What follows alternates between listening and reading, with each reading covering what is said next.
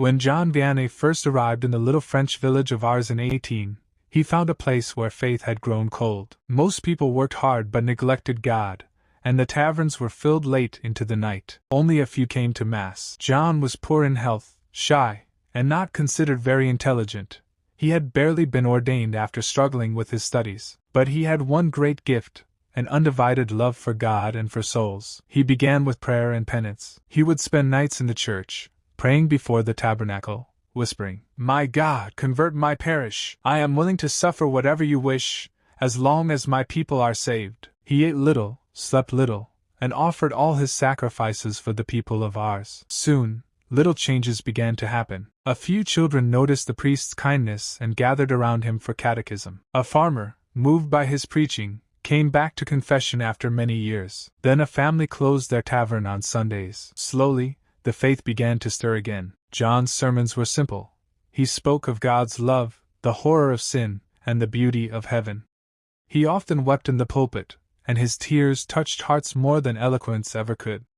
But not everyone was pleased. The devil, enraged at losing souls, began to attack John Vianney directly. The more the devil attacked, the more John prayed and fasted. He knew these torments were the enemy's desperate attempt to stop him, which meant God was winning souls through his work. Then came the great flood of penitence. Word spread that in Ars there was a holy priest who could read hearts and reconcile even the most hardened sinners to God. People began to arrive by cart and by foot, traveling days and nights to reach him. Soon, the line for confession stretched endlessly. John sometimes spent 16 to 18 hours a day in the confessional, listening, weeping, and absolving. He once told a penitent, "I will weep for your sins, so you don't have to weep forever in hell." Stories abound. A woman burdened with guilt for decades found peace after a few words from him. A hardened man who mocked religion broke down in tears as Vianney gently told him what only God could have revealed about his life. Even skeptics, drawn out of curiosity, left transformed. Despite the fame, John remained humble.